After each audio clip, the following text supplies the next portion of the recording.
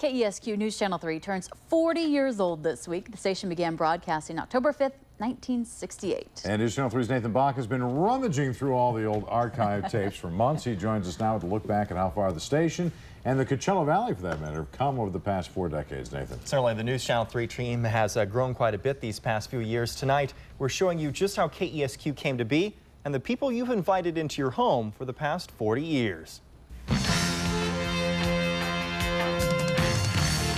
This is the KESQ TV News 6 o'clock report. Special report from KESQ TV News.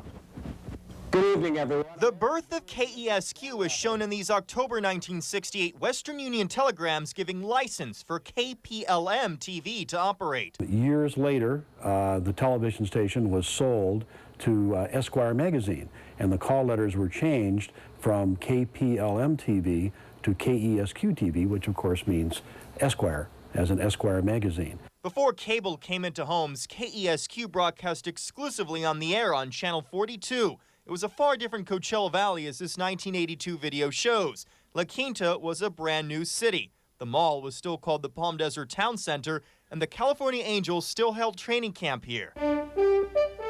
Jennings, Koppel, Brinkley. Anyone who really cares about what's going on in the world wants to learn about it from the people who report it best.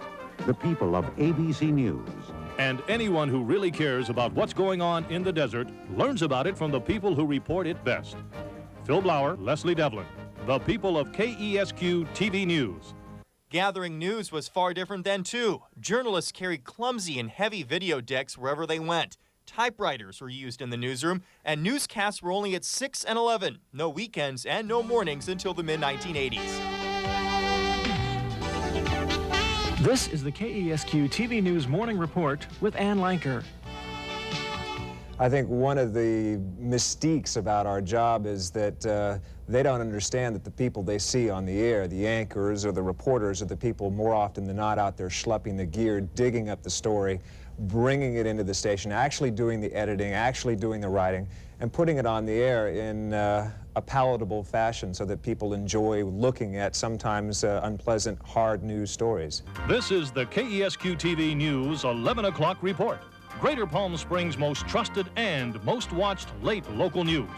By the 90s, KESQ was growing too big for its cramped Cathedral City studios. It was time for a change. It was time for the next generation. Now, news with Karen Cunningham. Sports with Cal Ayler. Weather with Bill Hessen. And the entire KESQ News team. This is the 11 o'clock report. This is KESQ TV 3, Palm Springs.